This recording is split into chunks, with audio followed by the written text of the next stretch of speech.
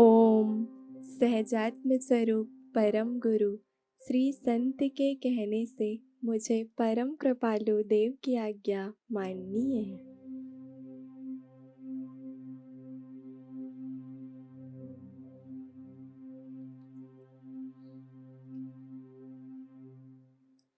कौन उतारे पार प्रभु बिना, कौन उतारे पार, कौन उतारे पार प्रभु बिना, कौन उतारे पार। भावोदरिया गम अपार प्रभु बिना, कौन उतारे पार, कौन उतारे पार प्रभु बिना, कौन उतारे पार।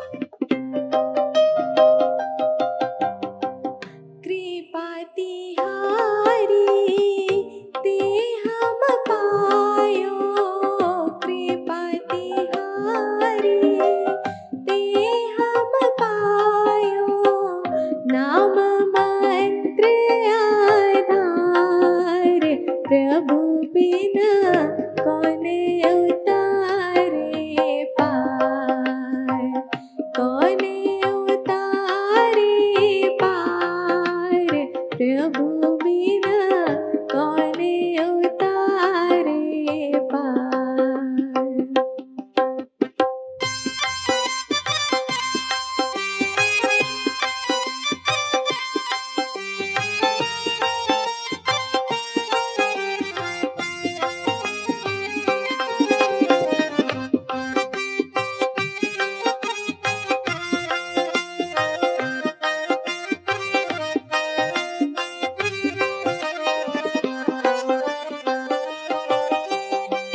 नीको तुम उपदेश दियो है, नीको तुम उपदेश दियो है, सब सारण को सार प्रभु बिना, कौन उतारे पार, कौन उतारे पार प्रभु बिना, कौन उतारे पार।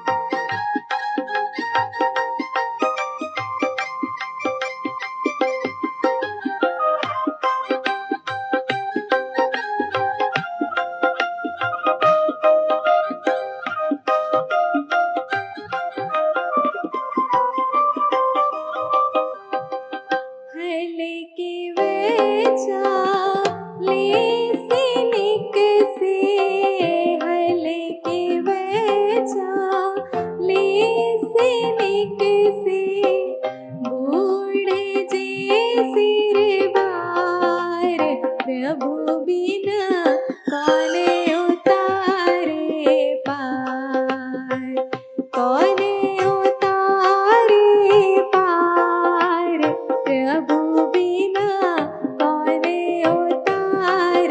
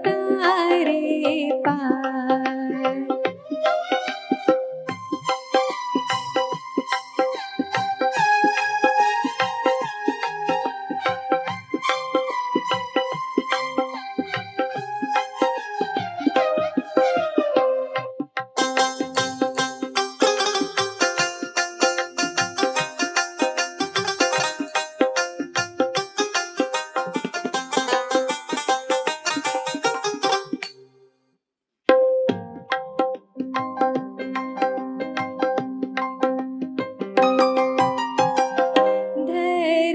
पाल प्रभु तू मेरे तारक, धर्म पाल प्रभु तू मेरे तारक, क्यों बोलूं उपकार, प्रभु बिना कौन उतारे पार, कौन उतारे पार, प्रभु बिना कौन उतारे पार, प्रभु बिना कौन उतारे पार, प्रभु बिना कौन उतारे पार।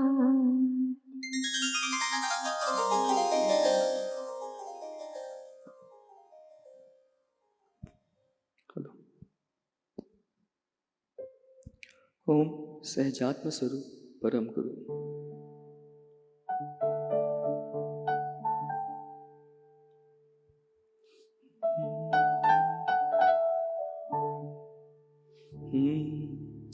मत कर माया को अहंकार, मत कर काया को अभिमान, काया कार से काची। मत कर माया को अहंकार, मत कर काया को अभिमान, काया कार से काची।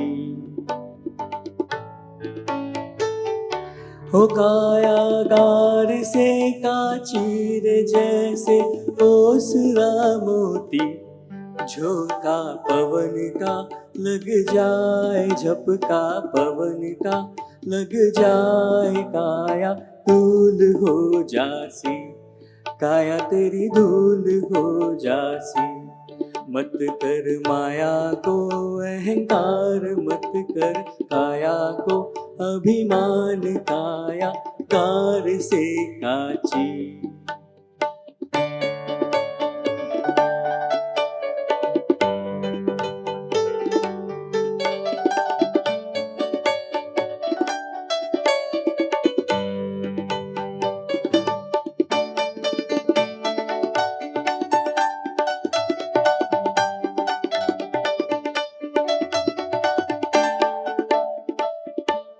ऐसा सख्त था महाराज जिनका मुल्क को पेराज, जिन घर झूलता हाथी।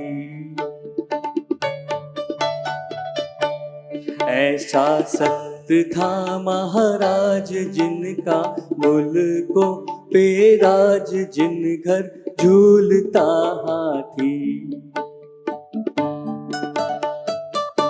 ओ जिन घर झूलता हाथी रे, उन घर दिया ना बाती, झोंका पवन का लग जाए, झपका पवन का लग जाए, काया धूल हो जासी, काया तेरी धूल हो जासी।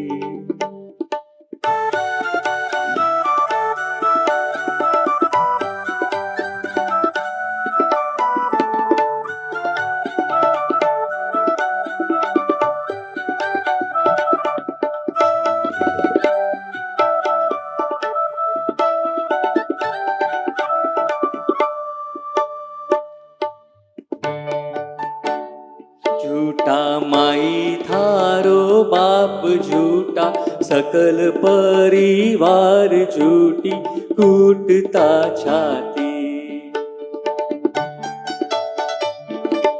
झूठा माई तारो बाप झूठा, सकल परिवार झूठी कूटता छाती।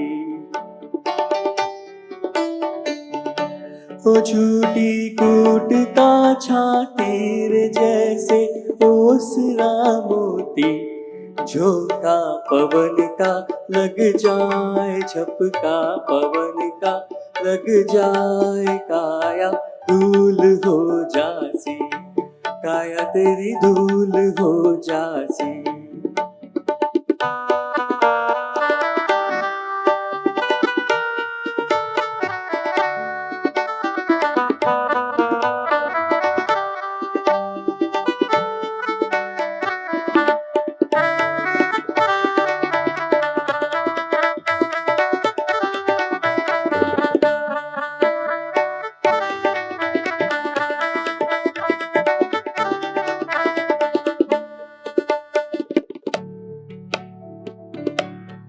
कुल्या भवानी हो नाथ गुरु जिन सिर पे धरिया हाथ, जिनसे मुक्ति मिल जासी।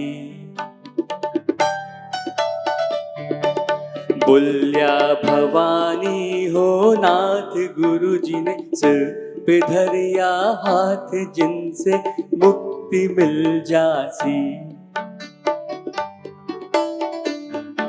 हो जिनसे मुक्ति मिल जासी रे, जैसे ओसरा मोती झोंका पवन का लग जाए, झपका पवन का लग जाए। काया धूल हो जासी, काया तेरी धूल हो जासी।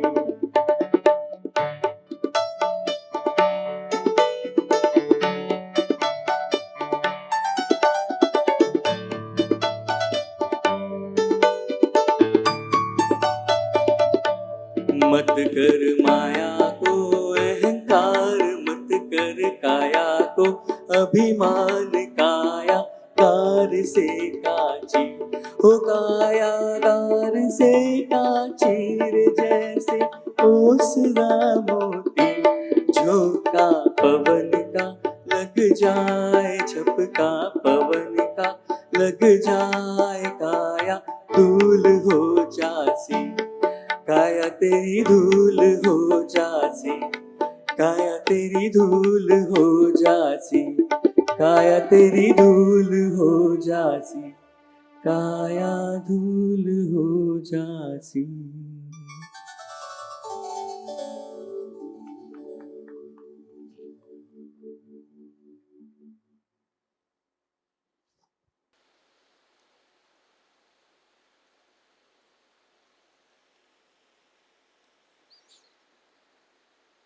ओम सहज आत्म स्वरूप ते परम गुरु।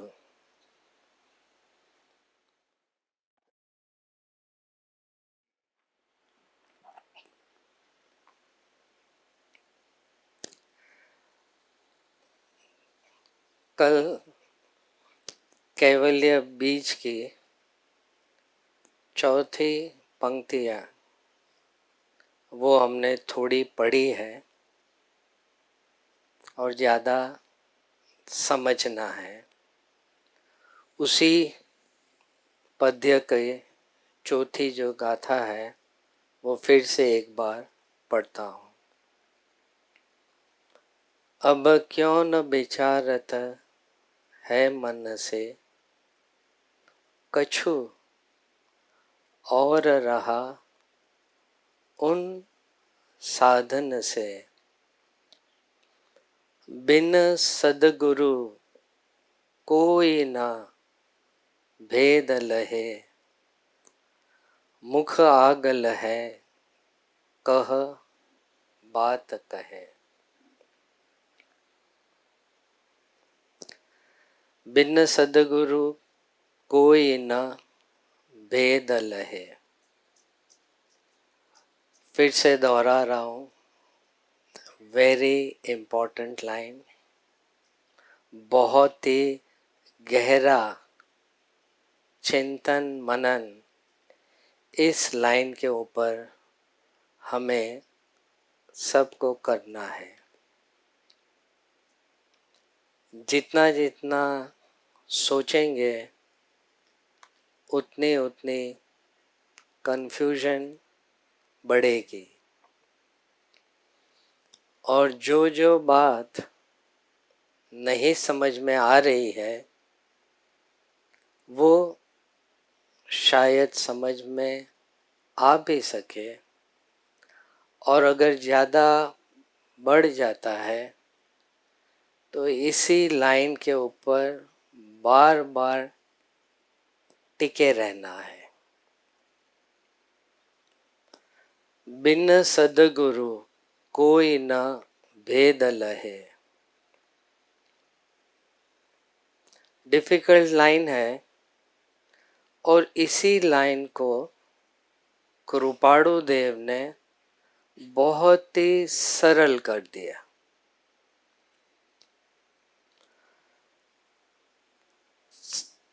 इसमें इस बात के ऊपर ध्यान रखना है, सद्गुरु की प्राप्ति क्यों चाहिए, क्या उनकी आवश्यकता है, क्यों इतना इम्पोर्टेंस कृपाणु देव ने बार बार कहा है। सिंपल ये है कि इतना सोचना नहीं है।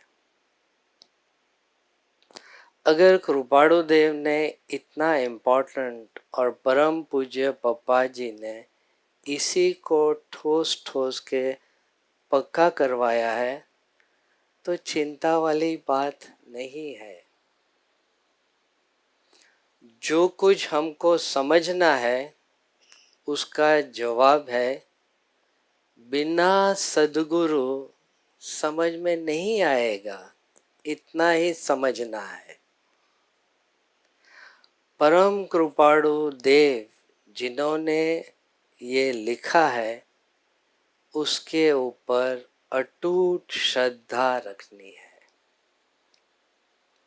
और जो बात उन्होंने कही है बिना समझे बिना जाने उसी के ऊपर विश्वास करना, यही इसका मर्म है। हम पढ़कर एक गलती कर लेते हैं, पहले सोचते हैं और फिर श्रद्धा बलवान होती है। इससे नुकसान क्या है? जो पढ़ा ज्ञानी के वचन, जो सोचा अपने आप ही किया, स्वच्छंद से, मति कल्पना से, और फिर सोचकर हमें ये भ्रांति रहती है कि अब मेरा विश्वास उनके ऊपर बढ़ रहा है। बढ़ रहा है कि अलग दिशा में जा रहा है? जब पढ़ लिया, द नेक्स्ट इमीडिएट फील जो आना चाहिए, आत्मा वेदन करेगा कि ये लाइन 100% सही है। और फिर जब ये प्रार्थना और विनंती रहेगी कि सद्गुरु के बिना ये लाइन का जो अर्थ भी समझना है वो हम कैसे समझ पाएंगे जब तक सामने ऐसे सद्गुरु विराजमान नहीं होंगे और वो समझाएंगे नहीं, तब तक हम कैसे समझ पाएंगे? यही भेद को जो है कृपाणु देव कह रहे हैं, इसी को लक्ष्य में रखकर वचनामृत जी पढ़े, कृपाणु देव के कोई भी पद्य, कोई भी वचन, वो वचन हम पढ़ लेंगे, लेकिन ज्ञानी का जो आशय है, मर्म है, और वो जो बताना चाहते हैं वो उनसे ही हमें पता चल सकता है। शास्त्र में मार्ग की प्राप्ति लिखी हुई है, लेकिन इस मार्ग का जो मर्म है, रहस्य है कि इस मार्ग पर चलते चलते हमें किस तरह का पुरुषार्थ करना है, किस तरह का गहरा चिंतन मनन करना है, वो शास्त्र नहीं बता सकते। वो एक सत्पुरुष, सद्गुरु, वही हमें बता सकता है कैसे कैसे एक एक स्टेप से आगे बढ़ना है। सद्गुरु, जीव घोर संसारी है, मिथ्यात्वी है, अपनी मति कल्पना से चल रहा है। उससे भगवान की समझ है, ईश्वर तत्व, लेकिन अपने काल्पनिक ईश्वर को हर संसारी जीव कल्पना से उस ईश्वर तत्व को जानता है। लेकिन अगर सही में जब उस जीव को ऐसा महसूस हो कि परमार्थ में वन स्टेप आगे बढ़ना है, संसार के सब सुख आराम कामयाबी मिल गई और अब कुछ परमार्थ और आध्यात्मिक में आगे बढ़ना है, उसके लिए उससे 2 स्टेप आगे का जो मनुष्य आत्म प्राप्त ऐसा ज्ञानी पुरुष जिन्हें सद गुरु कहा गया है, अगर बहुत दूर की सोचेगा और ईश्वर के ऊपर सोचेगा तो वो कल्पना ही होगी। लेकिन हमसे थोड़ा बेहतर, अधिक ज्यादा परमार्थ में कुछ प्राप्त है तो हम उनके साथ रिलेट कर सकते, कनेक्ट कर सकते और हमें अंदाजा आता है मैं यहाँ हूँ, वहाँ तक मुझे पहुँचना है। जब गुरु की बात आती है तो सबसे पहले दर्जा दिया है सिद्ध भगवान का, जो सिद्ध में विराजमान। उसके बाद है अरिहंत कोटि के, उसके बाद सत्पुरुष, फिर है सद्गुरु, फिर है ज्ञानी पुरुष। तो अगर हम शुरुआत करेंगे तो हमें ऐसे सद्गुरु चाहिए जिससे हम उनसे बातचीत कर सके, उनका समागम मिल सके, उनसे मार्गदर्शन मिल सके। और सबसे बड़ी बात, जो भेद है, जो आज तक कोई शास्त्र हमें बता ही नहीं सकता, वह सर्व भेद एक जिंदा देहधारी प्रत्यक्ष सद्गुरु ही बता सकता है। अब सोचिए कितनी आश्चर्य वाली बात है। हम शास्त्र पढ़ते हैं और मान लीजिए वो गुजराती में है, तो सबसे पहले ख्याल आएगा ट्रांसलेशन हिंदी में, इंग्लिश में अवेलेबल है। ट्रांसलेशन अगर हिंदी में है और वो बुक लेके हम ये विचार के साथ पढ़ते हैं कि हम लैंग्वेज जानते हैं, हिंदी भाषा जानते हैं। क्या भाषा को समझना है कि शास्त्र में जिन ज्ञानी पुरुषों ने अनुभव वाणी से जो जो प्राप्त किया है, वो अनुभव उन्होंने बताया है, किस तरह से क्या पुरुषार्थ करके उन्हें आत्मा की प्राप्ति हुए, ये सब बातें का जिक्र उसमें गहराई से उन्होंने बताया है। उसके लिए हमें लैंग्वेज ट्रांसलेशन चाहिए कि इंटरप्रेटर चाहिए जो हमें समझाए, चाहे कोई भी भाषा हो, हिंदी हो, इंग्लिश हो कि गुजराती हो। हमें लैंग्वेज का ट्रांसलेशन वाले नहीं चाहिए, हमें ऐसा इंटरप्रेटर चाहिए जो हमें इसका मर्म समझा सके, क्या आशय लिखा है वो बता सके।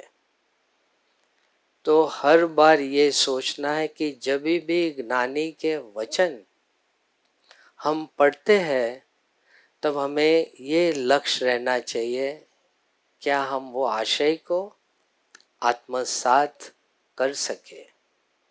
और शास्त्र की भाषा एक सद्गुरु के सिवा कोई नहीं जान सकता।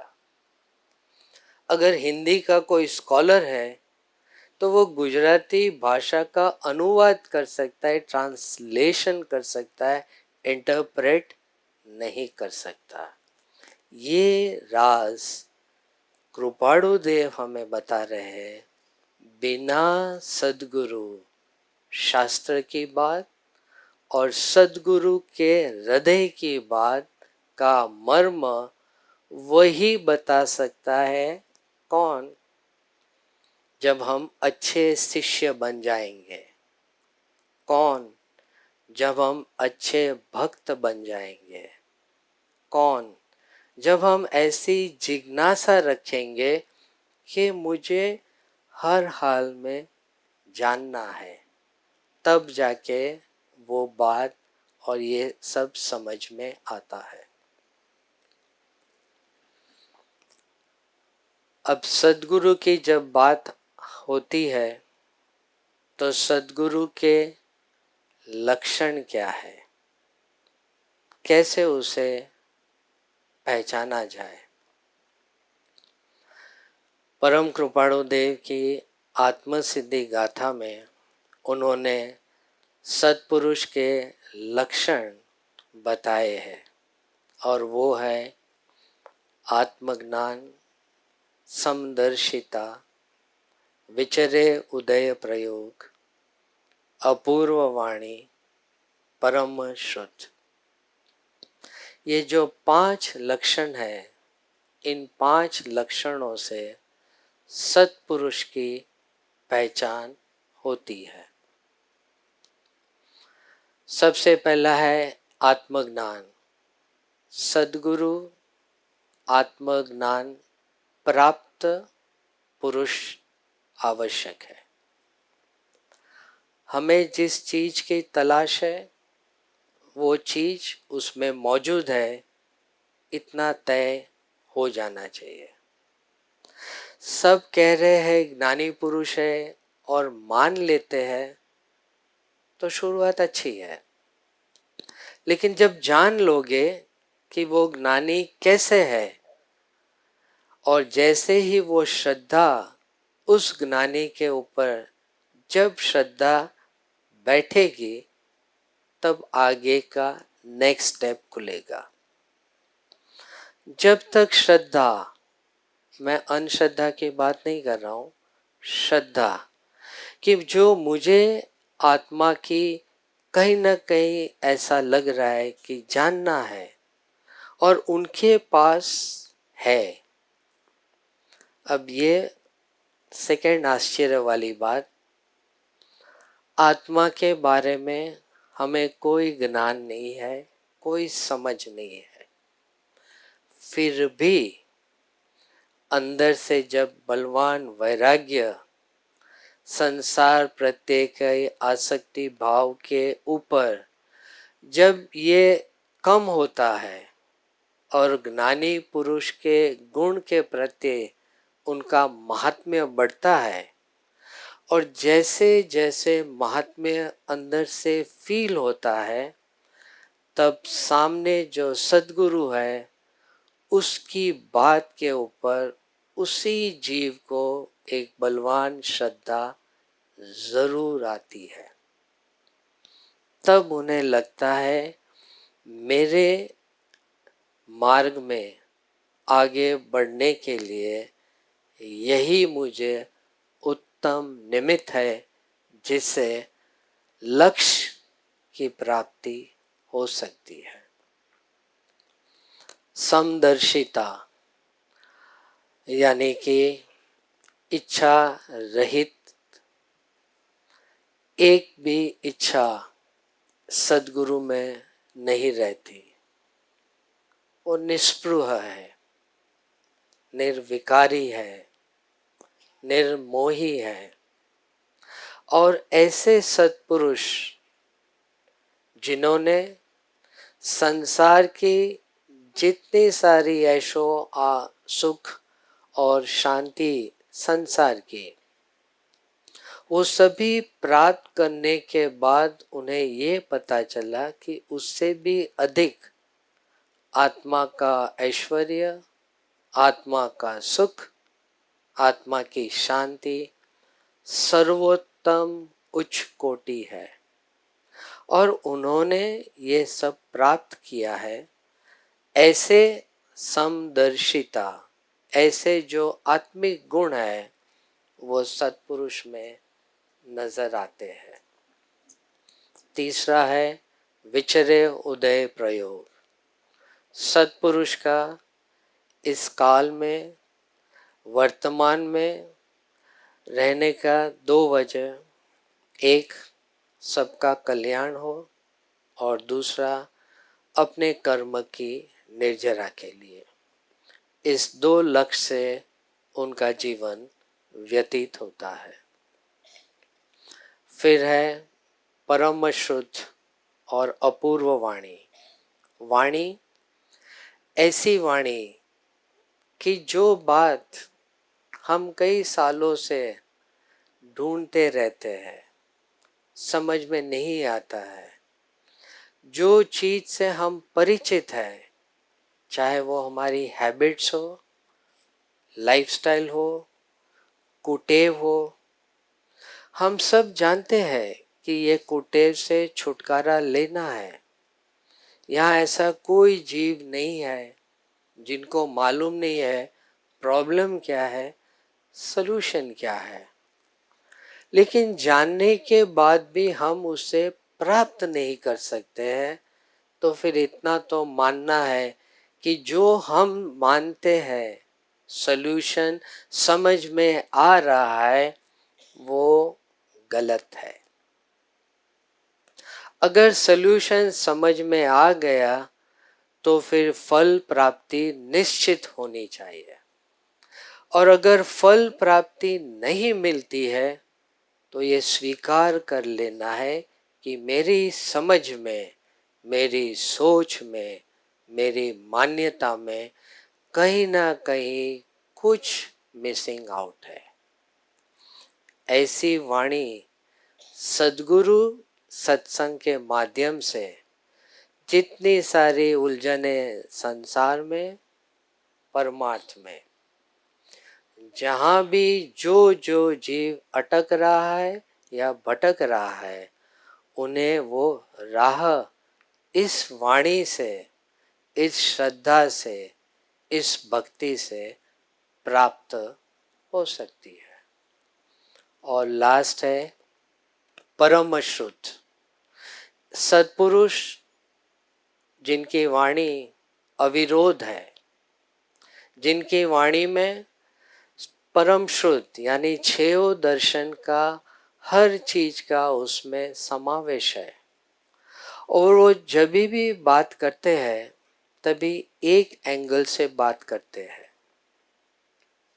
फिर दूसरी बात आती है तब उससे ऑपोजिट ही बात करती है, क्योंकि तभी उनका दर्शन शास्त्र, फिलॉसफी का पर्सपेक्टिव, एंगल, दृष्टिकोण कुछ अलग है, इसलिए वो अलग नए से समझाते हैं। और हम ठहरे अज्ञानी जीव। जब दो विरोधाभास वाली बात आती है तो हमें ये निर्णय करने में बिल्कुल झिझक नहीं होती है, ऐसे सद्गुरु हो सकते हैं। एक बार ऐसी बात करते हैं, दूसरी बात विरोधाभास करते हैं, उनका कुछ ठिकाना ही नहीं है या वो कुछ जानते नहीं। जब भी गुरु मिलने पर ऐसी विरोधाभास वाली बात और हमें लगती है कि ये कॉन्ट्राडिक्ट है, वो कॉन्ट्राडिक्ट नहीं है। इसलिए लाइन है, बिन सद्गुरु कोई भेद। ये जो भेद है, एक एंगल यहाँ है, एक एंगल यहाँ है, रेंज यहाँ से यहाँ तक की वो बात कर रहे हैं, लेकिन हम कम समझने वाले थोड़ा यहाँ का समझते हैं, थोड़ा यहाँ का समझते हैं, न समझने वाली बात को समझ लेते हैं और समझने वाली बात को छोड़ देते हैं। इसके लिए जब भी उलझन होती है और सिर्फ उनको बताया समझना है, और जब श्रद्धा रही तो वो भेद भी समझ में आ जाए उतना नहीं, वो समझ ऐसी रहेगी कि आप अपने वर्तन में, चारित्र में उसे अमल करके, फल प्राप्ति करके खुद अनुभव से ये महसूस कर सकते हैं ज्ञानी की बात सच्ची है। ये है 5 लक्षण सद्गुरु के, और इस लक्षण से सद्गुरु की पहचान होती है।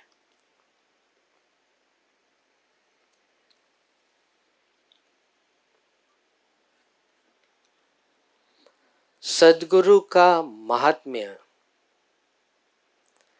शास्त्र जब हम पढ़ते हैं तब उसमें सब वितराग मार्ग, मोक्ष मार्ग का सब लिखा है।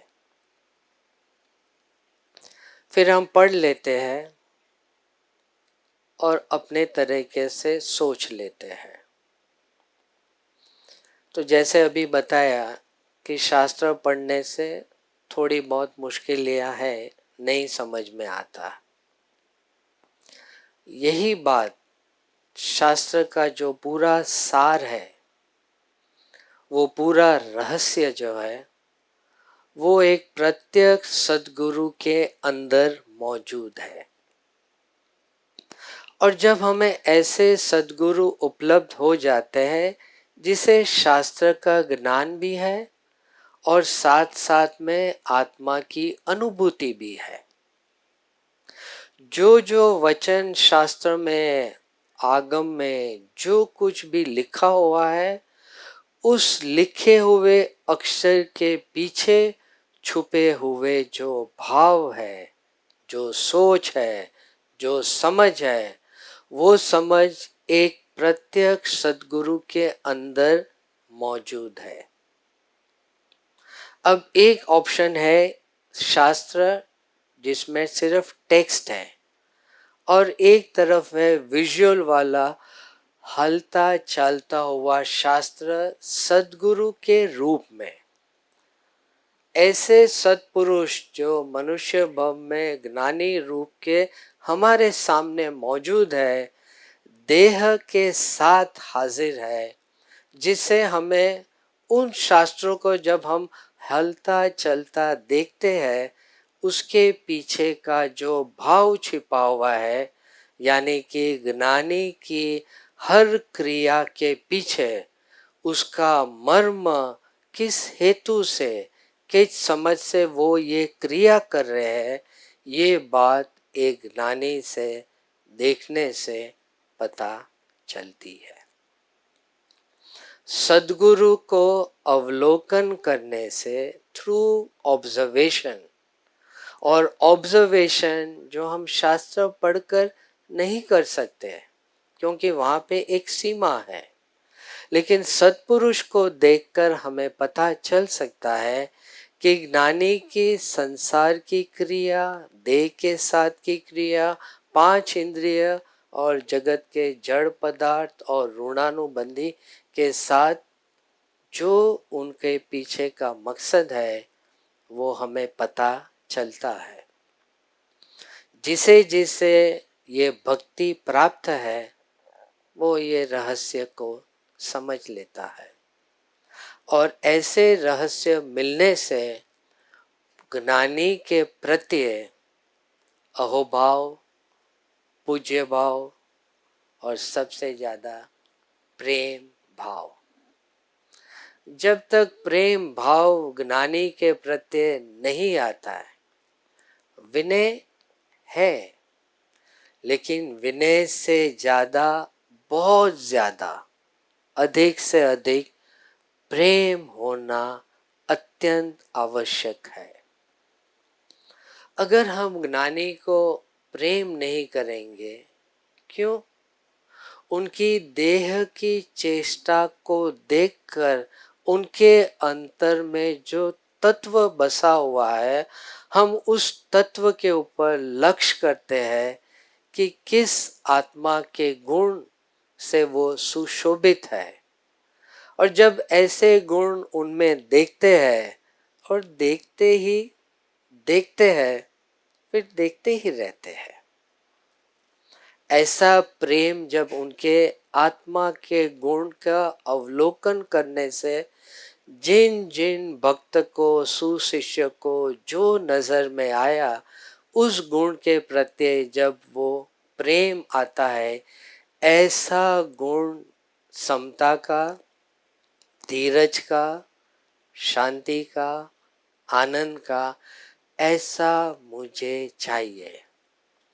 बस इतना प्रेम जो उस गुण के ऊपर एक बार ये भाव अंदर से स्फुरायमान हुए और ये भाव बढ़ते बढ़ते इतने बढ़ गए कि हमें हर बार ज्ञानी के समागम से वही शांति का जो रूप है उनके हर कार्य में बढ़ता हुआ नजर आता है। और जैसे जैसे वो शांति समझ में आती है तब हमें उनके प्रति अधिक और भक्ति, भक्ति का अर्थ है प्रेम, श्रद्धा, अर्पणता उनके प्रति बढ़ती है। जब ये भाव अंदर में होते हैं कि ये गुण की प्राप्ति करनी है, इतना जरूर मान लीजिए वो गुण आंशिक, एक बूंद वो हमारे अंदर प्रवेश कर लेता है। अगर ये गुण हमारे में प्रवेश नहीं होता तो फिर हम अपनी कम शांति के साथ पूर्ण शांति की बराबरी और कंपेरी कैसे कर सकते हैं। अगर शांति का, आत्मा का आंशिक गुण हमारे में प्रकट ही नहीं होता तो हम किस बलबूते से उस आत्मा के सब गुण की जानकारी ले सकते हैं। जानकारी लेना नहीं है, अनुभव से जो शांति पूर्णता में उनमें है, आंशिक मुझ में है और मुझे उसे बढ़ाना है, तब जाके सद्गुरु से ये सारे भेद जो है कि थोड़ी शांति तो प्रकट हो गई, थोड़ा इस संसार के प्रति आसक्ति भाव मेरे कम हुए, थोड़े ऋणानुबंध जो तीव्र अशुभ है उनके साथ थोड़े शुभ में परिवर्तन हो गए हैं। अब मेरी जिज्ञासा बढ़ गई है, अब मुझे इसमें आगे बढ़ना है और जितने भी अशुभ कार्य, पदार्थ, ऋणानुबंधी जहाँ जहाँ पे अशुभ है उस अशुभ में से शुभ की परिवर्तन जो करना है, ये जो भेद है वो बिन सद्गुरु ये भेद नामुमकिन है। लेकिन अब हम ऐसा नहीं बोल सकते। अब तो ये कह सकते हैं कि अब सब मुमकिन है, अब सब सरल है, अब सब सुगम है। सद्गुरु मिल गए, अच्छे शिष्य बन गए। अब जो हमें करना है कि जहाँ जहाँ दृष्टि जिन जिन निमित्त के ऊपर हमारी पड़ती है कि इनके साथ मेरा अशुभ है, जहाँ पर दृष्टि पड़ती है वो व्यक्ति और उनका आचरण, उनकी वाणी, उनका बिहेवियर वो अशुभ नहीं है। अशुभ है मेरी दृष्टि जब उन पर पड़ती है कि ये अशुभ है, उसने किया उसके पहले मैंने ये विचार कर लिया ये अशुभ ऋणानुबंध है। अब आप बताइए सामने वाला अशुभ है कि हमारे अंदर जो भाव प्रकट हो रहे हैं कि ये मेरे अशुभ ऋणानुबंध है जो मेरा हर बार हमारा अहित ही करते हैं। इतनी छोटी बात, लेकिन हम निमित्त को पकड़ कर बैठे हैं, सामने वाला ने ऐसा किया और हम इससे आगे जा ही नहीं सकते।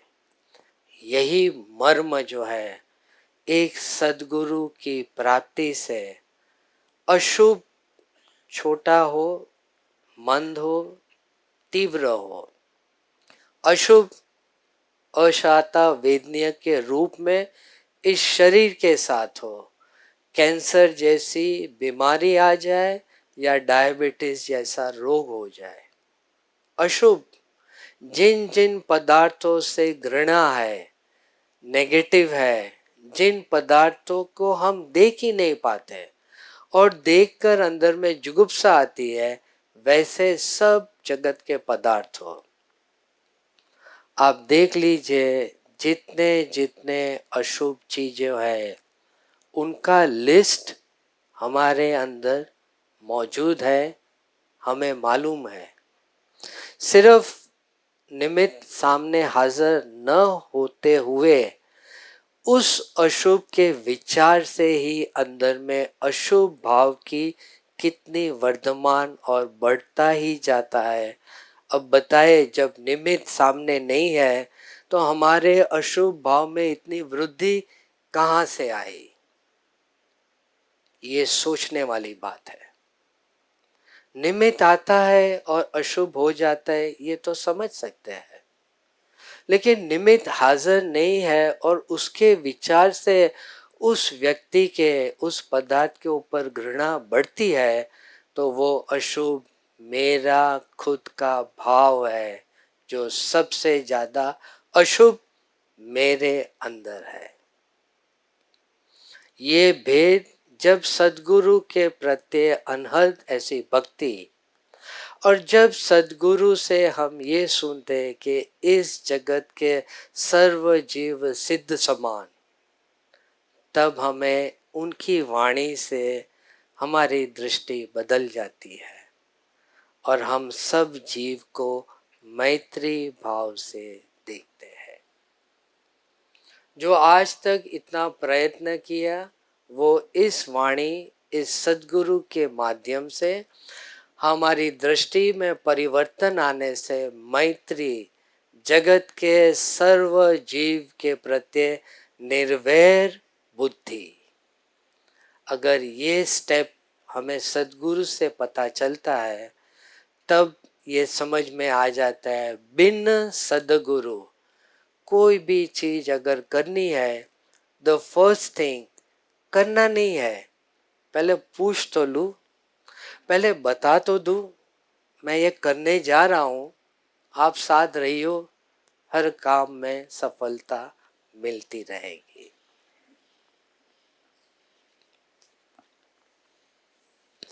तो सद्गुरु जो है वो है भाव। हमारे अंतर में जो हमारी नादानी, नासमझ, अणसमझ, समझ जो है, सत्पुरुष उस समझ का पूरा पूरा प्रतीक है, जिसको कहते हैं सम्यक समझण। यानी उनकी समझ, हर समझ वो आत्मा से ही पास गुजर कर निकलती है। और जिनका आत्मा इतनी उत्तम दशा प्राप्त की है, जो इस विश्व में सर्वश्रेष्ठ कहा जाता है, ऐसे उत्तम तत्व उस सत्पुरुष के अंदर है। उसकी सोच हमें सोचना है, और क्या कि सोचना ही नहीं है कि वो जो कुछ भी करेंगे वो सर्वोत्कृष्ट, उत्तम और सर्वश्रेष्ठ है। इतना समझकर हमें हर कार्य के शुरुआत करनी है, और शुरुआत करते करते ये भेद जो है वो हमें सद्गुरु से पता चलता है।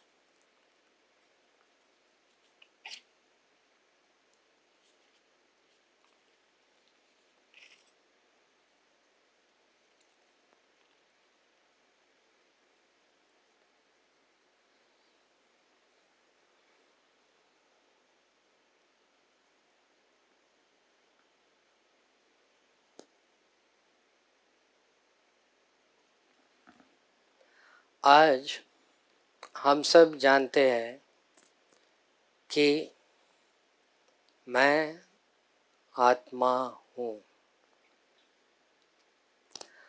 भले आज अज्ञान अवस्था में हूँ, लेकिन अब सद्गुरु मिल गए हैं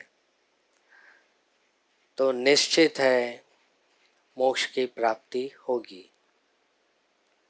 इतनी समझ आ जाने के बाद वही संसार है, वही सब आदि व्याधि उपाधि है।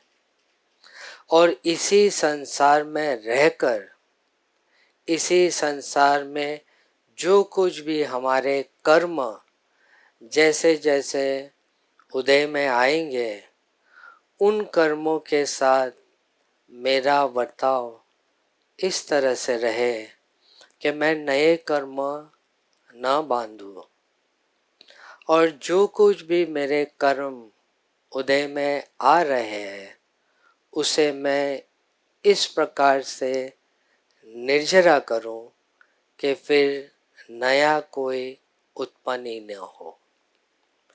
इस सोच के साथ जितना स्टॉक लेकर इस मनुष्य भव में आए हैं, उसी स्टॉक को डाइल्यूट करते जाएंगे, भुगतते जाएंगे, एक सही समझ के साथ और सद्गुरु के आश्रय में रहकर। कर्म की निर्जरा जैसे जैसे हो रही है, या आत्मा की दशा वर्धमान हो रही है, दोनों एक ही है। आत्मा के ऊपर जो कर्म रज की धूल लगी है, वो जितनी जितनी निकलती जाएगी, उतना उतना आत्मा प्रकट होता जाएगा, हाजिर हो जाता है।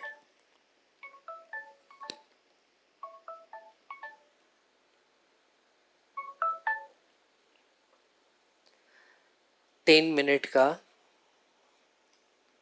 बिन सद्गुरु कोई न भेद लहे, इसके ऊपर जरूर विचार कीजिए।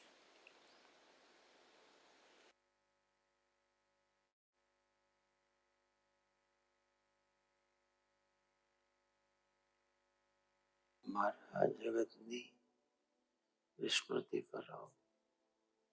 हे प्रभु, महाराज जगतनी विस्मृति कराओ। हे प्रभु, महाराज जगतनी विस्मृति कराओ। हे प्रभु, हे प्रभु, महाराज जगतनी विस्मृति करावो। महाराज जगतनी विस्मृति करावो। हे प्रभु, हे प्रभु, महाराज जगतनी विस्मृति करावो। महाराज जगतनी विस्मृति करावो। हे प्रभु, महाराज जगतनी विस्मृति कराओ। हे प्रभु, महाराज जगतनी विस्मृति कराओ। हे प्रभु, महाराज जगतनी विस्मृति कराओ। हे प्रभु, हे प्रभु, महाराज जगतनी विस्मृति करावो। महाराज जगतनी विस्मृति करावो। हे प्रभु, हे प्रभु, महाराज जगतनी विस्मृति करावो। महाराज जगतनी विस्मृति करावो। हे प्रभु, हे प्रभु, महाराज जगतनी विस्मृति करावो। महाराज जगतनी विस्मृति करावो। हे प्रभु, महाराज जगतनी विस्मृति कराओ। हे प्रभु, महाराज जगतनी विस्मृति कराओ। हे प्रभु, महाराज जगतनी विस्मृति कराओ। ओम शांति शांति शांति।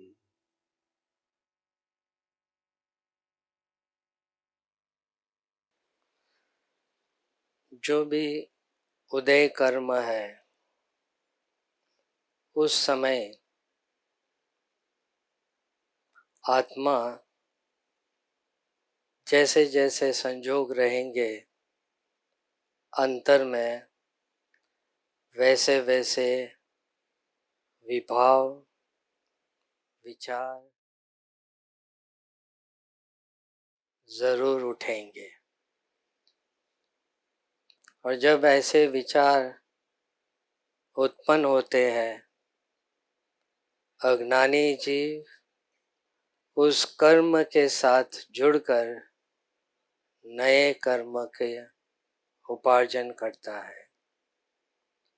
ऐसे में सद्गुरु का आश्रय और श्रद्धा बनी रहेगी। वो जीव आत्म जागृति रखकर ऐसे बलवान उदय कर्म के समय पर अत्यंत सम परिणाम समता से उस ज्ञानी के वचन के साथ एक रूप होकर जितना जितना उसमें जुड़ा रहेगा उतनी कम मात्रा में वो उदय कर्म फल देके जरूर सकाम या अकाम निर्जरा होती रहेगी। दूसरा, जब उदय कर्म हाजिर नहीं है, हालांकि कर्म की सीक्वेंस क्रमबद्ध पर्याय से एक तरीके से चल रही है, फिर भी जो ऐसे बलवान उदय कर्म जब नहीं है, तब जीव के पास पुरुषार्थ करने का अवसर प्राप्त होता है। ऐसे समय पर वह सुशिष्य गुरु का स्मरण करके उसी भाव में किस तरह लीन होने का प्रयत्न करे, ऐसे भाव निरंतर करते रहेंगे, जिसे कर्ता भाव कहेंगे, मगर ये भाव परमार्थ के लिए है। ये भाव कुछ आत्मा की प्राप्ति के लिए है। और अगर ऐसे भाव कर्तापणा का भाव ज्ञानी के आश्रय में वो जीव करता रहेगा, तो वो एक नया पुण्य, नया शुभ कर्म उसी भाव के साथ उसे बंद अवस्था में जरूर आएगा। और ऐसे शुभ कर्म आगे चलकर फिर से उदय कर्म के रूप में हाजिर होते हैं। तब वह जीव, क्योंकि ये भाव उन्होंने किया हुआ है कि सम परिणाम से मुझे रहना है, यही वजह से उदय कर्म के समय जब ये आत्म जागृति आती है, आंशिक में वह जीव शांति का, सम परिणाम का वेदन जरूर करता है। यही बात सद्गुरु के आश्रय में हमें जो उन्होंने कहा है, जैसा भी कहा है, वैसा करते रहेंगे तो निश्चित है उदय कर्म और कर्तापणा का जो विशेष उसमें जो फर्क है, वो जीव अनुभव से समझ सकता है। फिर से उदय कर्म में कर्म हावी हो जाते हैं और वो अपना काम करा लेता है। कर्तापणा में कर्म हाजिर नहीं है तो हम आत्मा को हाजिर करके सद्गुरु के समक्ष उसे रखकर ये भाव तो कर सकते हैं कि मुझे ऐसा बलवान पुरुषार्थ करना है, और इसी भाव से सद्गुरु सहाय करते हैं और उस पात्र जीव को उस गुप्त रीत से मदद करते हैं, और जो हम भाव करते हैं उसी भाव को अच्छी तरह से ठीक कर कर उस भाव का जिसका परिणाम आगे चलकर आएगा उस भाव का बीज रोपण करते हैं। ये है कैवल्य बीज का सम्यक समझण का जो मूल आशय है, वही कृपाणु देव इतनी सरलता से बताया है कि जो समझ है अपूर्व विचार का मतलब है जो विचार आज तक नहीं किए वो तो अपूर्व है ही, लेकिन अनंता अपूर्व विचार करने के बाद तब जाकर एक सम्यक समझण का जन्म होता है। उस सम्यक समझण के साथ जीव जब वर्तन में लाता है तब उसे भली भांति समझ में आता है कैसा करना है और कैसा चूक गया। इस समझ को बार बार करते करते वो समझ जब ठीक हो जाती है और आत्मा के साथ प्रकट होती है तब उसे सम्यक समझण कहते हैं, और यही है अपूर्व विचार जो शायद आज तक हमने न कभी किए हैं न कभी जाने हैं, और यही अवसर है, उत्तम मनुष्य भव मिला है, उत्तम ज्ञानी पुरुष का योग है और उत्तम ऐसा काल है, और इस काल में अगर ऐसा पुरुषार्थ करेंगे तो निश्चित है समकित प्राप्त करने के बाद 15 भव अधिक से अधिक में प्राप्ति हो सकती है।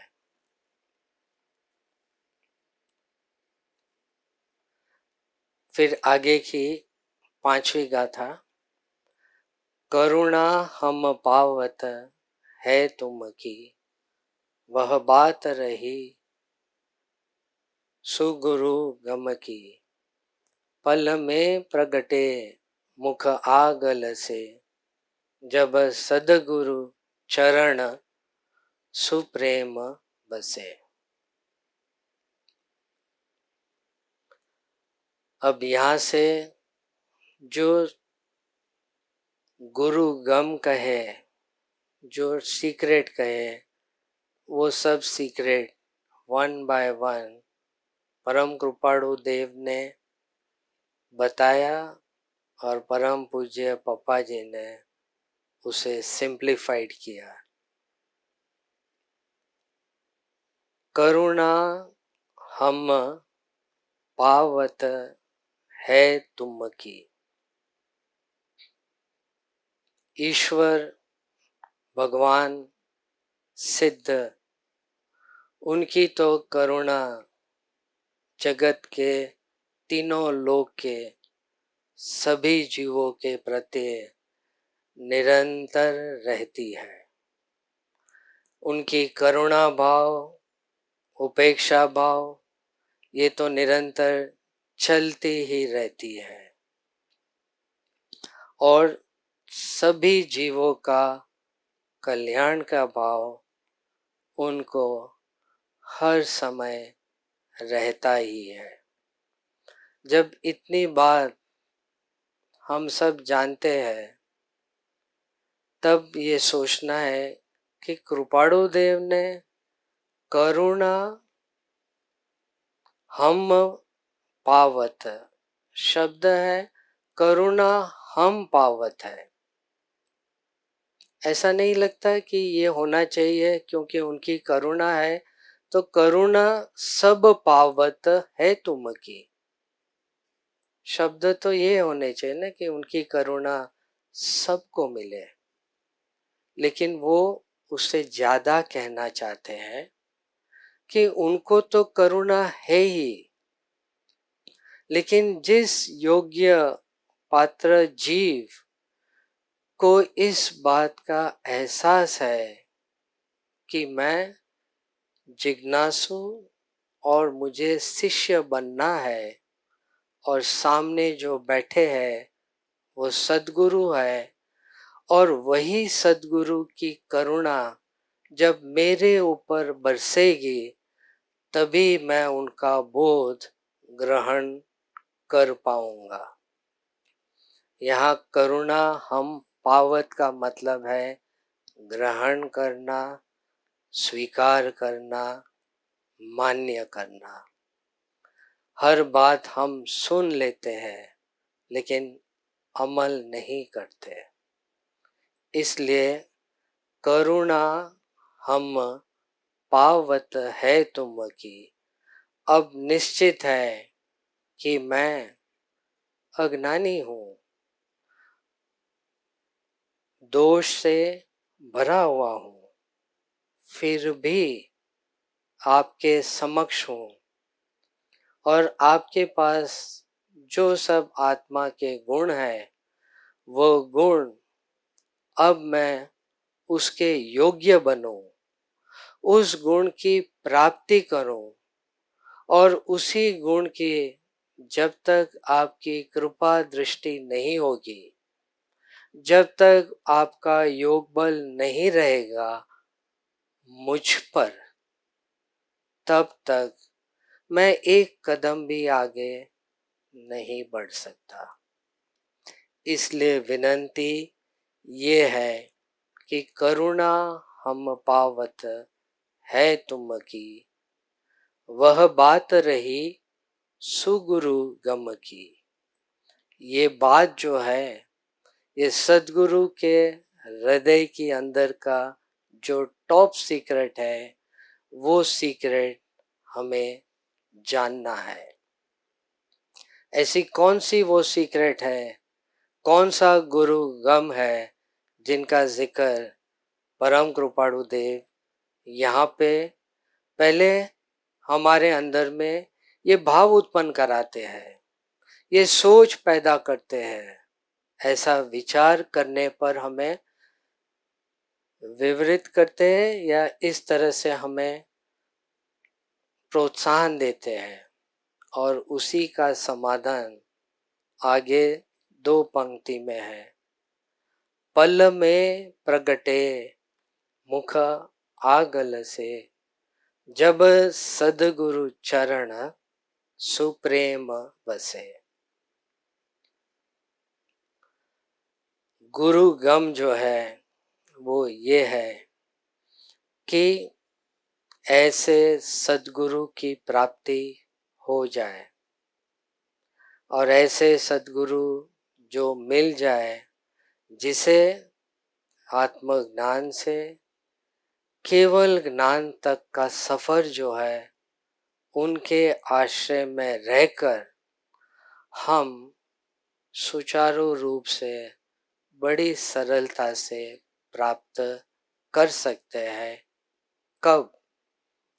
जब उनके प्रति ऐसा प्रेम, जब तक सद्गुरु के प्रति प्रेम नहीं आएगा, जब तक उनके प्रति ऐसा सुप्रेम प्रकट नहीं होगा, तब तक जो कुछ भी करेंगे वो सब आप कियो, अपने आप ही किया। गुरु गम और प्रेम, उसके आगे में एक अक्षर है सुप्रेम, और सुगुरु, गुरु तो हम सब समझ गए हैं। सुगुरु का मतलब क्या? सुगुरु का मतलब है प्रत्यक्ष देहधारी, आज विचरते हैं, मौजूद है, हम उन्हें देख सकते हैं, बातचीत कर सकते हैं। ऐसे जो सद्गुरु है, ऐसे सद्गुरु का अब जिक्र किया है। कृपाणु देव ने कितनी अच्छे से परोक्ष और प्रत्यक्ष का समन्वय किया है। शास्त्र और सिद्ध में विराजमान सब ज्ञानी पुरुष परोक्ष है। उसी परोक्ष के माध्यम से हमें ये जानकारी मिलती है कि प्रत्यक्ष के अवलंबन के बिना कुछ भी प्राप्त नहीं हो सकता। ये सब शास्त्र में भी लिखा हुआ है। और इसी शास्त्र, जिनको परोक्ष कहेंगे, इन परोक्ष शास्त्र के माध्यम से वही जीव निकल पड़ता है प्रत्यक्ष सद्गुरु की शोध में। और ऐसे शिष्य जब सद्गुरु उनको मिल जाते हैं, तब वही प्रत्यक्ष सद्गुरु की साक्षी में उन्हीं की हृदय से गुरुगम की बातें स्टेप बाय स्टेप अब वो गुरु के हाथ में है, किस तरह शिष्य को आगे बढ़ाए। याद ये रखना है, जो सच्चा गुरु है, जो सच्चा आत्म प्राप्त ज्ञानी पुरुष है, उनको एक भी शिष्य नहीं होते। और शिष्य वही है जिनके सर पे एक सद्गुरु होते हैं, विराजमान है।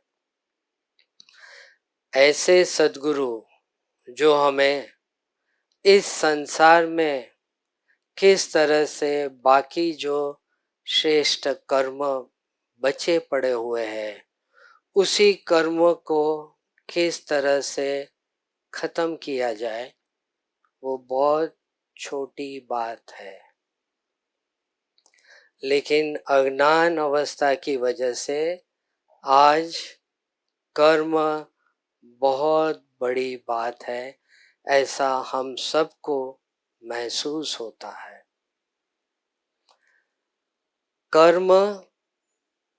कर्म राजा है जब तक आत्मा का प्रवेश नहीं है। जिस दिन आत्मा की पहचान हो गई और आत्मा का अस्तित्व कि मैं आत्मा हूँ इतना दृढ़त्व हो गया, उनके लिए कर्म बहुत छोटी चीज है। उन सभी जिज्ञासु जीवों के लिए, मुमुक्षु जीवों के लिए सबसे उत्तम पुरुषार्थ है आत्मा गुण की प्राप्ति। आत्मा के अनंत गुण है, दया, शांति, क्षमा, सत्य, वैराग्य, उदासीनता, वितरागपणु, इतने सारे अनंत अनंत गुण हैं, जिसमें से चंद गुणों को सिर्फ हमें पहचानना है। ऐसे गुण जिन्हें प्राप्ति करके आत्मा सुख, शांति और आनंद की प्राप्ति और तीनों काल तक इसी में वो निरंतर अव्याबाद सुख, वेदन, स्व संवेदन अनादि और अनंत काल तक कर सकता है।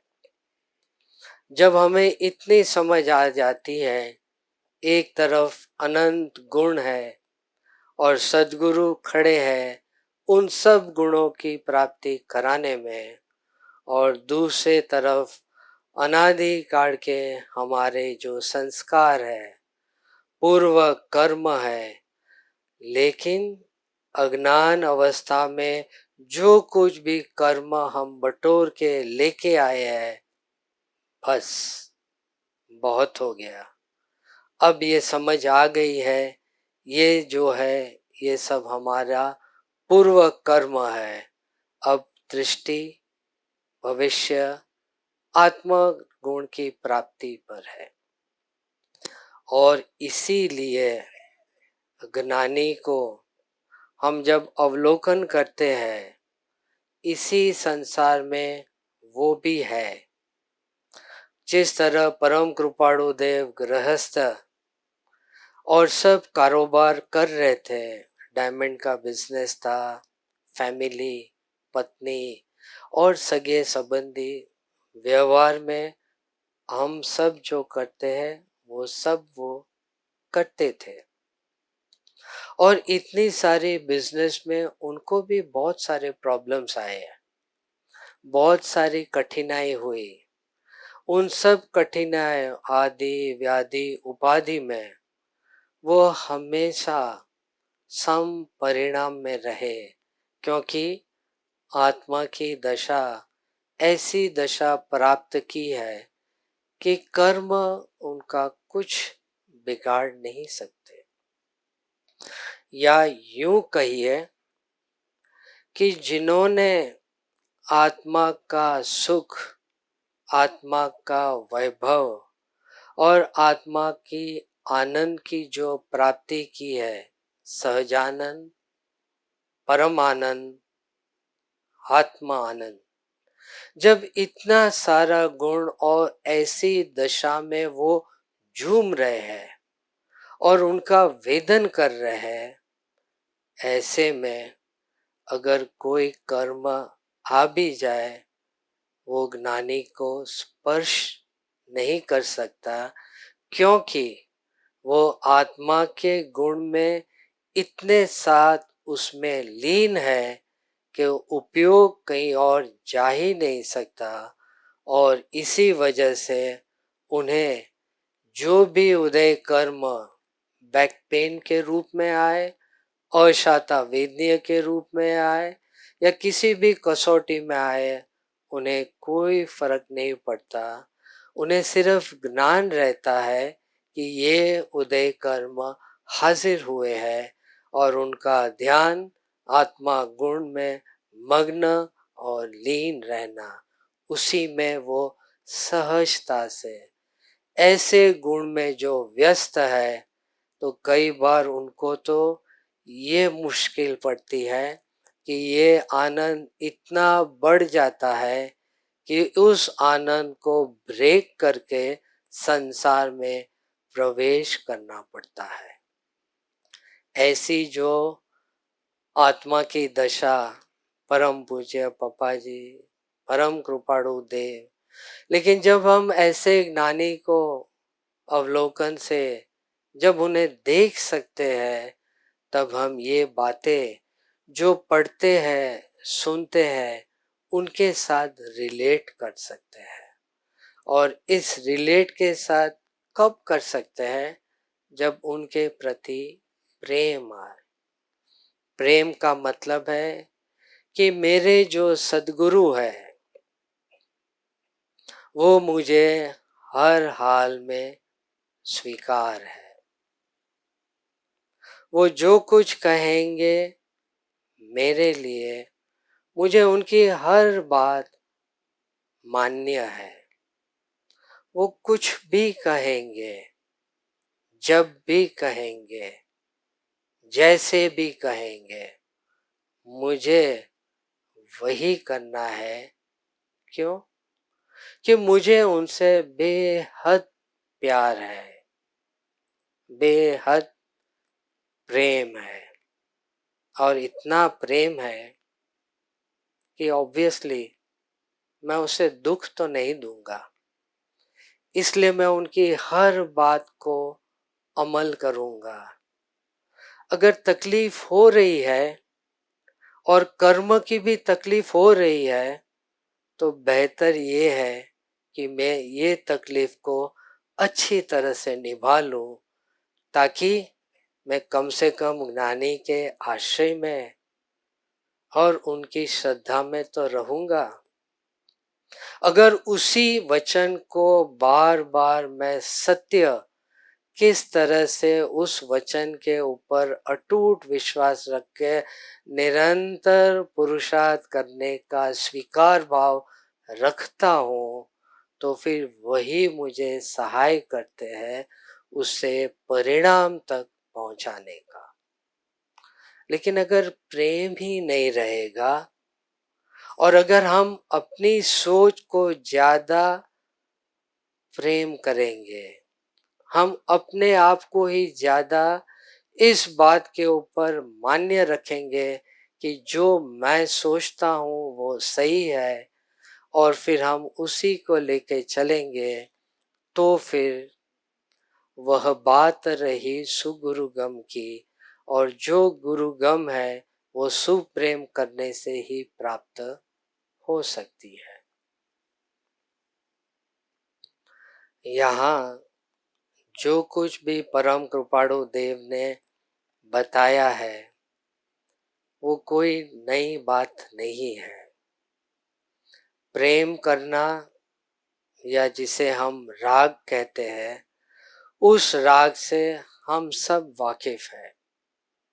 हम अपने परिवार को, निकट ऋणानी बंदी को, माता पिता पति पत्नी बच्चे, हम सबको उन सब ऋणानुबंध के ऊपर अनहद ऐसा राग करते आ ही रहे हैं, और हम जानते हैं यही राग का जो हमारे पास अनुभव है, जिस राग को हम अच्छी तरह से करते ही आ रहे हैं कि जो जो व्यक्ति हमें पसंद आ जाए उनके प्रति राग भाव उत्पन्न अवश्य होता है, और वही राग भाव बढ़ता बढ़ता बढ़ता दुख का कारण बनता है। ये भी हमारा सबका अनुभव है।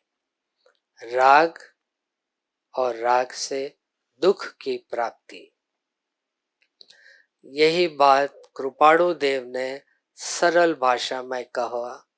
राग ऐसा करो जिसमें कोई दुख ना हो। तो ये बात कैसी लगे? तो कि ये स्वीकार है। अगर राग भी करना है जो मुझे आता है, और अगर वही मैं अगर करूं ऐसा आप बता रहे हैं, और फिर उसमें मुझे दुख नहीं होगा, तो मुझे मंजूर है। और फिर वो ये बताते हैं कि ऐसा राग सद्गुरु के प्रति है, सत्पुरुष के प्रति है, और ऐसा राग ज्ञानी पुरुष के प्रति स्टार्ट करो।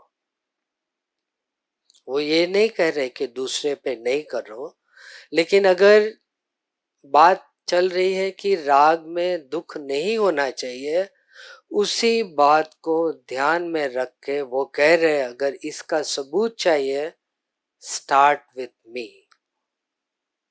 अब सद्गुरु के ऊपर दृष्टि, जब वो दृष्टि इनके ऊपर पड़ेगी और उनके ऊपर बेपनाह प्रेम करेंगे, तब हमें पता चलेगा इस प्रेम के माध्यम से वही संसार है, वही ऋणानुबंधी है, वही सब चीजें वैसी की वैसी है, लेकिन हमारी देखने की दृष्टि में एक परिवर्तन आ गया है। अब दृष्टि इनके थ्रू से उस संसार की तरफ जब जाती है, जिस प्रेम से वो इस संसार को देखते हैं, शायद उतना नहीं लेकिन कम मात्रा में उसी प्रेम स्वरूप का वो हमें दर्शन इसी संसार का कराते हैं। और तब जब ऐसे संसार को जब हम देखते हैं, तभी उसी संसार के सभी जीवों के ऊपर मैत्री भाव, शुभ भाव और ऐसे शुभ भाव निरंतर चलते रहते हैं। ये सिद्धांत की जो बात है वो कह रहे हैं कि जब सद्गुरु के ऊपर हम प्रेम करेंगे, उस प्रेम से हमें इस प्रेम की व्याख्या जो आज तक एडल्ट्रेटेड प्रेम को हम सही में समझ नहीं पाए, और जब ये अनुभव होता है कि प्रेम करने से सगे संबंधियों के पास प्रेम का मतलब विदाउट एनी एक्सपेक्टेशन, कुछ भी अपेक्षा जब नहीं करेंगे, राग रहे अपेक्षा नहीं रहे, उसे प्रेम कहा। और प्रेम से सुख की प्राप्ति, शांति की प्राप्ति अवश्य जीव को होती है। ये है गुरुगम। और दूसरा, हम सब जानते हैं कि जब नई नई शादी जब भी हुई, पत्नी की सब बात मान्य रखी, जो कुछ कहा उन्हें, उनकी सब बातें हम स्वीकार करते हैं। क्यों? क्योंकि हम उसे बेहद प्यार करते हैं। हम जिसको प्यार करते हैं, हम उसकी सब बात मानते हैं, अच्छी या बुरी। उसका विवेक हमें रहता ही नहीं है, क्योंकि हम प्यार में इतने अंधे हो चुके हैं, जिसे राग कहते हैं। और फिर ये कहते हैं उससे अच्छा लग रहा है ना, मुझे करना है। अब मुझे अच्छा नहीं लग रहा है तो मुझे कोई फर्क नहीं पड़ता है, मैं जिसके लिए कर रहा हूँ उसको अच्छा लग रहा है, सो मुझे अच्छा करना है। इतनी आसान बात है।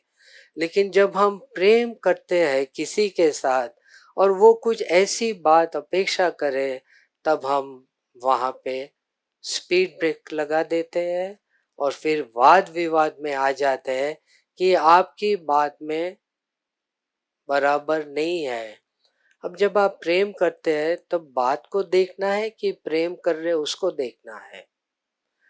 दृष्टि बदल गई और आप इस विवेक और उसमें उलझ पड़े, सही है या गलत, और फिर वही संसार खड़ा है। ज्ञानी के प्रति इसी राग के संस्कार की वजह से कुछ नया नहीं करना है, सिर्फ व्यक्ति बदल जाता है। एक आत्म प्राप्त ज्ञानी पुरुष जब सामने आते हैं, ऐसे निरागी, निर्विकारी, निर्मोही ऐसे सत्पुरुष के प्रति जब हम प्रेम करते हैं, इस समझ के साथ जो वो कहेंगे वो मुझे करना है, हंसते हंसते, बिना शिकायत, बिना रुकावट, निरंतर अखंडपणे, चाहे उसमें कामयाबी हासिल हो या न हो, लक्ष्य ये है, पप्पाए कीधું છે मारे करવું છે। उन्होंने कहा मुझे करना है। अच्छा बुरा, सच्चा गलत, वो सब वो करेंगे, वो देखेंगे, मेरा काम है करना। इतनी समझ मुझे अगर आ जाती है, वो कब आती है? जब मेरे सामने सद्गुरु रहेंगे, स्मृति पे सामने परोक्ष प्रत्यक्ष रूप में किसी भी अवलंबन में उनका हाजिर होना जरूरी है। अगर वो एक मिनट के लिए भी दूर हो जाते हैं, तब हम जानते हैं हम कैसा बिहेव करते हैं। हम सबका अनुभव है, उस टाइम पर हमारी सोच ऐसी भ्रांति में आ जाती है और कषाय कर बैठते हैं। जैसे ही वो हमारे स्मरण से, ज्ञान से और अवलंबन से दूर हुए, हमारा पूरा जो वजूद है, हम जैसे कर्म से जो भरे हैं अज्ञान अवस्था में, और वही में हम जुड़कर यही भूल कंटिन्यूस करते हैं। इसलिए जब तक प्रभु का स्मरण, उतना ही कार्य कर्म की निर्जरा में, जितना विस्मरण उतना उतना नया कर्म की उपार्जन करके एक नया कर्म बंधन की शुरुआत। यही सिलसिला जब चलता रहता है, प्रेम बढ़ता बढ़ता बढ़ता है, कर्म की निर्जरा उनकी कृपा से होती ही रहती है। तो ये है पल में प्रगटे मुख आगल से, जब सदगुरु चरण सुप्रेम बसे, मतलब उस प्रेम में हमें बसना है, उस प्रेम में हमें रहना है, उस प्रेम की व्याख्या को हर हाल में समझना है और उसी को स्वीकार करना है। असफलता मिले तब भी उसी सद्गुरु के चरण में, आज्ञा में, प्रेम में और इसी तरह में हमें बार बार करना है। एक बार नहीं, दो बार नहीं, अनेक बार। और जब बार बार करना है तो फिर हमें इतना तो समझ में आता है कि आप भी बार बार जरूर हाजिर रहना। अगर आप साथ रहेंगे तो मैं कर सकूंगा। अगर आप थोड़ा भी ध्यान आपका नहीं रहेगा, हालांकि ऐसा होता नहीं है, तो हमें इतनी तो भांति है कि अगर आप ध्यान नहीं देंगे तो मेरे से गलती हो जाएगी। मैं एक बार करने के लिए शायद समर्थ हूं, लेकिन मैं हर बार नहीं टिक सकता। शायद मैं 10 बार कर सकता हूं, लेकिन अभी भी सत्ता में कर्म पड़े हैं। मुझे मालूम है मैं अभी भी इतना तैयार नहीं हूं कि मैं उनके सामने अकेला जा सकूं। जब कर्म हावी है और जब आपको लगे कर्म बहुत स्ट्रांग है, मान लीजिए आप अकेले हैं, कोई सहारा नहीं है, इसलिए आप इतने वीक और अपने आप को निर्बल महसूस करते हैं।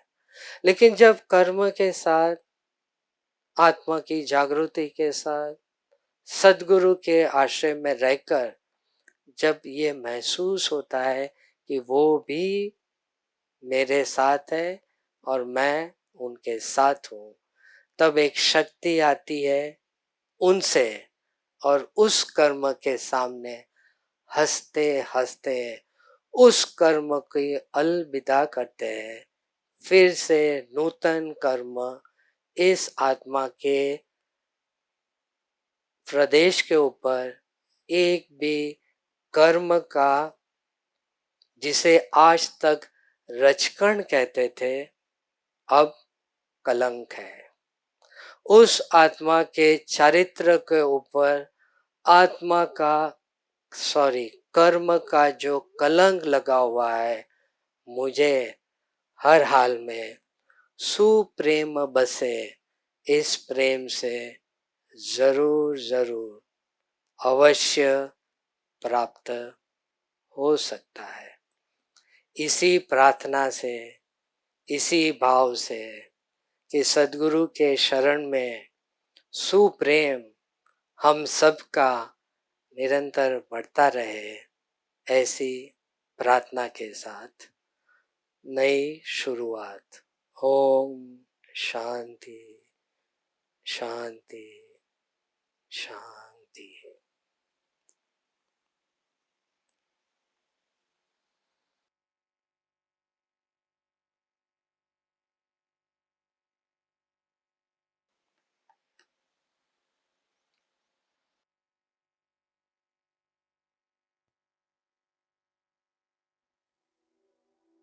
हे प्रभु, मारा जगतनी विस्मृति कराओ। हे प्रभु, मारा जगतनी विस्मृति कराओ। हे प्रभु मारा जगतनी विस्मृति कराओ। हे प्रभु, हे प्रभु, मारा जगतनी विस्मृति करावो। मारा जगतनी विस्मृति करावो। हे प्रभु, हे प्रभु, मारा जगतनी विस्मृति करावो। मारा जगतनी विस्मृति करावो। हे प्रभु मारा जगतनी विस्मृति कराओ। हे प्रभु मारा जगतनी विस्मृति कराओ। हे प्रभु मारा जगतनी विस्मृति कराओ। हे प्रभु, हे प्रभु, मारा जगतनी विस्मृति करावो। मारा जगतनी विस्मृति करावो। हे प्रभु, हे प्रभु, मारा जगतनी विस्मृति करावो। मारा जगतनी विस्मृति करावो। हे प्रभु, हे प्रभु, मारा जगतनी विस्मृति करावो। मारा जगतनी विस्मृति करावो। हे प्रभु मारा जगतनी विस्मृति कराओ। हे प्रभु मारा जगतनी विस्मृति कराओ। हे प्रभु मारा जगतनी विस्मृति कराओ। ओम शांति शांति शांति।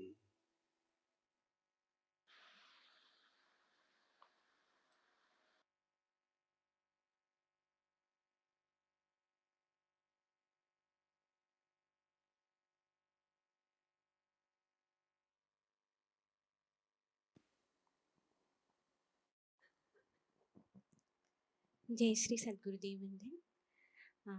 કર્મને ભોગી છે, વેદે છે, પણ વેદાતો પણ નથી. એ તીનમાં શું ડિફરન્સ છે મને સમજાવશો જી અને આત્મસાત પણ કરાવશો જી.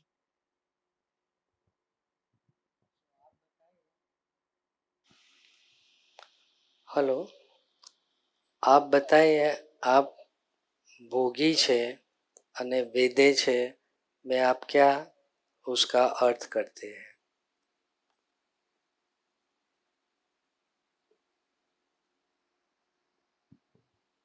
भोगी छे में ये लगता है कि अगर कोई कर्म आता है तो अंदर से विचलन होती है, और वेदे छे में ये लगता है कि मैं आत्मा हूँ, जो हो रहा है वो देह के साथ हो रहा है. वेदे छे आत्म प्राप्त ऐसे ज्ञानी पुरुष, वो जब कर्म को उदय कर्म जब आते हैं तब उसे कहा जाता है कर्म को वो वेदते हैं, क्योंकि वो कर्म निर्जरा में अब जाने वाला है। भोगव में हमारे बोलने में आ गया है कि मैं आत्मा हूँ, समझ में तो पूरा अभी तक नहीं आया, और अगर समझ में नहीं आया तो करने में तो बिल्कुल नहीं आया। तो फिर इतना समझ में आ जाता है कि मैं बोलने से शुरुआत की है, और जैसे जैसे मेरी समझ में परिवर्तन और दृढ़ता नहीं आएगी कि मैं आत्मा हूँ और आत्मा बनकर रहूंगी, तब जाके कर्म जो है वो थोड़ा शांत यानी कि निर्जरा उसकी हो सकती है। અને વેદાંત તો પણ નથી. वेदा तो न थी, वो उससे भी आगे, जैसे एक नानी की सदगुरु सतपुरुष अरियन केवल ज्ञान के बाद की जो है, जहाँ पे चार घाती कर्म का क्षय हो गया, तब बाकी के जो कर्म है वो जैसे हम लोग देखते हैं वैसे वो भी अपने शरीर को उसी तरह से देखते हैं एज अ थर्ड पार्टी। और जिस चीज में अगर कोई भी जुड़ाव नहीं है तो उसे आप दृष्टा कहते हैं ना, सिर्फ देखना जानना। उनके लिए भी ये शरीर जो है अघाती का कारण है, उतनी ही तक वहां पे वो रहती है। Thank you. જય શ્રી સદગુરુદેવ.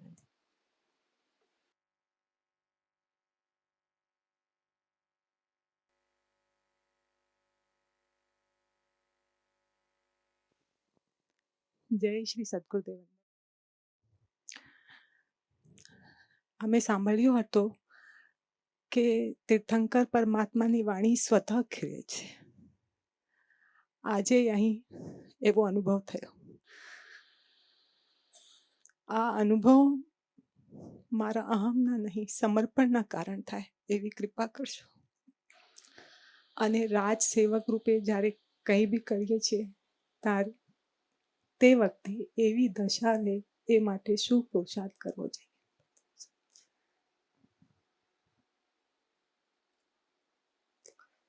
थोड़ा प्रश्न को थोड़ा इलाबोरेट, थोड़ा विस्तार से बताइए, क्या एग्जैक्टली प्रश्न है? આજે જે દશા તમારી वो મને छोड़ दे, સમજાવી, वो छोड़, आगे। તો તમે કહો છો કે જ્યારે અનુભવ પણ અંશ થાય છે જ્ઞાનીના ગુણોનો, ત્યારે તમારે અંદર પણ આ સમર્થતા આવે છે કે તે ગુણોનો તમે વિકાસ કરી શકો.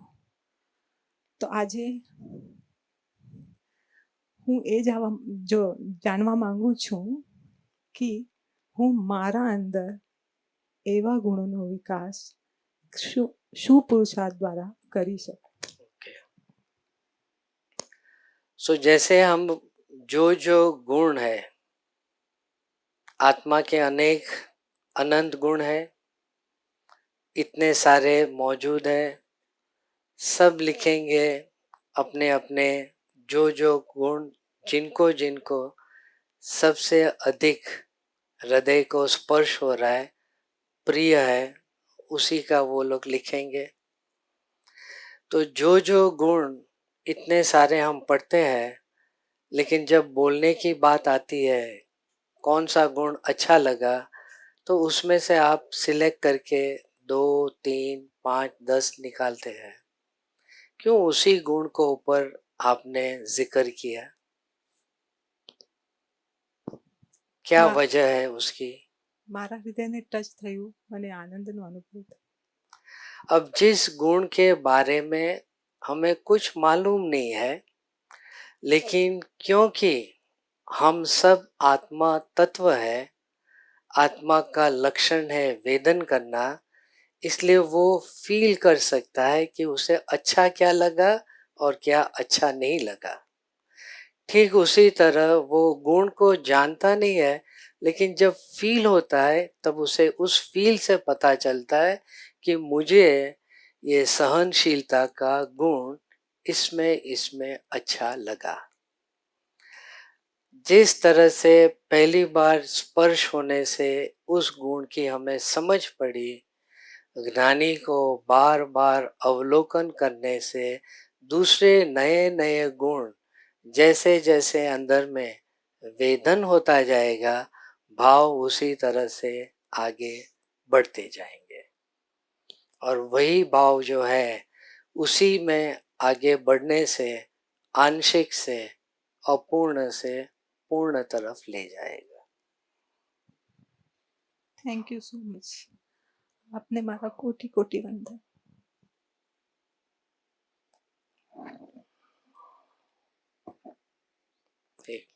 Last question.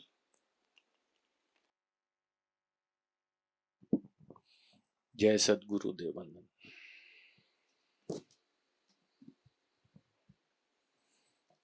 एक व्यक्ति के द्वारा प्रभु के नाम का स्मरण, उनके नाम की माला, उनकी भक्ति नियमित रूप से की जा रही है। दूसरी ओर एक व्यक्ति के द्वारा समझपूर्वक प्रभु की आज्ञा एवं वचनों को सर्वोपरि मानकर, प्रभु आज्ञा को अपना जीवन मानकर उस अनुरूप जीने का प्रयास हो रहा है। जीवों पर दया भाव, करुणा भाव रखकर उनकी हिंसा वाले कार्यों से वह बच रहा है। उन दो तरह से जीने वालों में उत्कृष्ट जीवन किसका है? मुझे कैसा जीवन जीना होगा?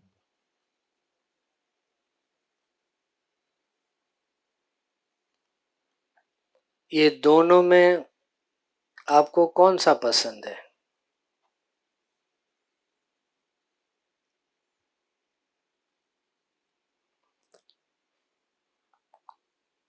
दूसरे वाले मार्ग पर मेरा कुछ कुछ चरण बढ़ रहा है। पहले मार्ग में मेरी रुचि कम होते जा रही है।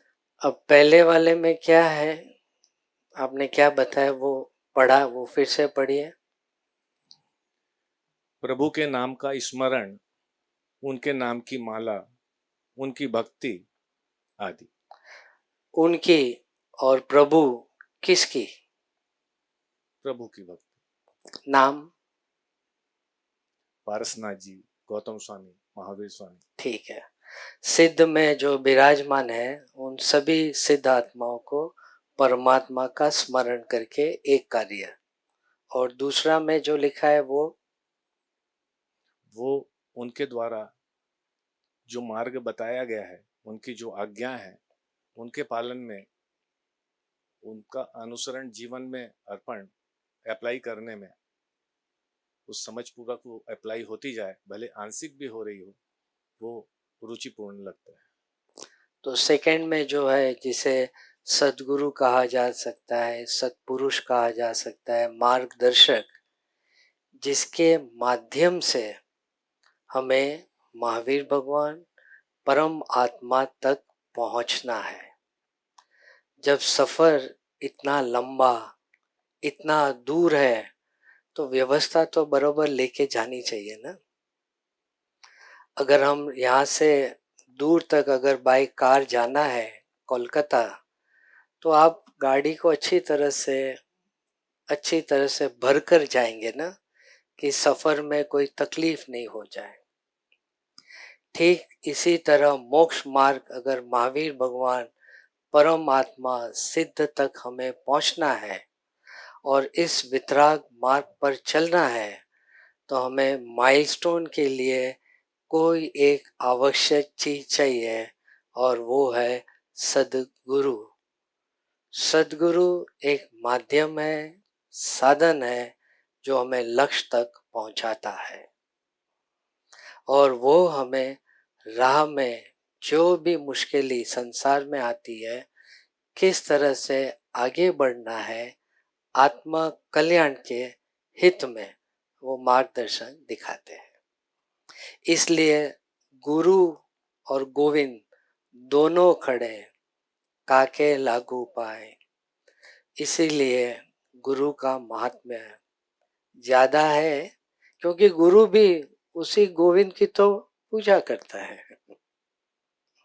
तो फिर भेद कैसे हो गया इसमें और उसमें?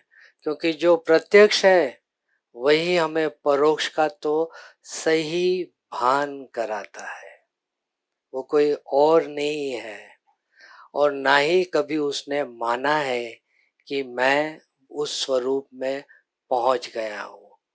दे are also in the process, और इस प्रोसेस में थोड़ा आगे है, थोड़ा अनुभव है, आत्मा की कुछ ऐसी दशा प्राप्त है, फिर अलग अलग कैटेगरी है। जीवों पर जो दया के भाव हैं, उनकी करुणा, इसके चलते उन क्रियाओं से बचने का लगातार प्रयास होता रहता है और सफर आसान हो जाता है। दो चीज, सफर आसान और मंजिल बहुत ही कम समय में प्राप्ति। आज संसार में हम एक लक्ष्य रहता है बिजनेस में कि मेरा गोल है, जो लाइन है, मुझे इतना बैंक बैलेंस करना है, ये लेवल का बिजनेस चाहिए। शेयर में इन्वेस्टमेंट करेंगे, इतना रिटर्न चाहिए। हर चीज में हमारी समझ है कुछ प्राप्त होना चाहिए। ठीक उसी तरह जब भी हम सत्य धर्म करते हैं, तब वहां पे भी लक्ष्य ये है कि मुझे प्राप्त क्या करना है और मुझे पुरुषार्थ कैसे करना है। और जब सद्गुरु साथ रहते हैं, तब सबसे अच्छी बात तो ये है, पुरुषार्थ में ही इतना मजा आता है कि उसे परिणाम की कोई फिक्र ही नहीं है, क्योंकि इसमें ही इतना मजा आ रहा है और वो चलता रहता है। जब पुरुषार्थ सहज हो जाए, जब पुरुषार्थ परिश्रम नहीं लगे, जब पुरुषार्थ अस्वीकार होने पर बार बार प्रश्न हम करते हैं, क्यों पुरुषार्थ करूं, कैसे करूं, मतलब हमें स्वीकार ही नहीं है, तो उसे तो परिश्रम ही लगेगा। लेकिन जिन्होंने सही समझ पा ली है, वो तो गुरु के साथ रहकर थोड़ी कम लेकिन मजा उतनी ही पुरुषार्थ में कर रहे हैं, और परिणाम मिल जाए तो it's a party time, celebration time, मजा करना। प्रत्यक्ष में गुरु का सानिध्य नहीं मिल पाने पर हरियंत भगवंतों को एक माइलस्टोन मानते हुए उन्हें उनके वचनों पर यदि चलने का प्रयास हो रहा है, तो क्या यह ठीक है? अरियन भगवान के वचन को डिकोड कौन करेगा? सानिध्य नहीं मिल पाता, वैसी अवस्था में क्या करें? इसलिए सदगुरु कहा है। सदगुरु अरियन के जो वचन है ना, उन्होंने उस दशा प्राप्त करके लिखा। हम जब तक उस दशा में नहीं पहुंचेंगे, हम कैसे जान पाएंगे कि क्या लिखा। जैसे आज चार्टर्ड अकाउंटेंट अगर आपको कोई एडवाइस दे, लॉयर एडवाइस दे, जब तक आपको आपका केस सॉल्व नहीं हो जाता है, आपका केस फेवर में नहीं आता है, तब तक आप सीए के ऊपर श्रद्धा नहीं करेंगे। लेकिन उनका जो सुझाव, जो उनको मालूम है लेकिन हमें नहीं मालूम, लेकिन हमें इतना पता है केस सॉल्व होना चाहिए, और जब जीत जाते हैं तब हमें पता चलता है कि तुमने जो सजेशन दिया था तभी तो समझ में नहीं आया था, लेकिन शायद वही सही था।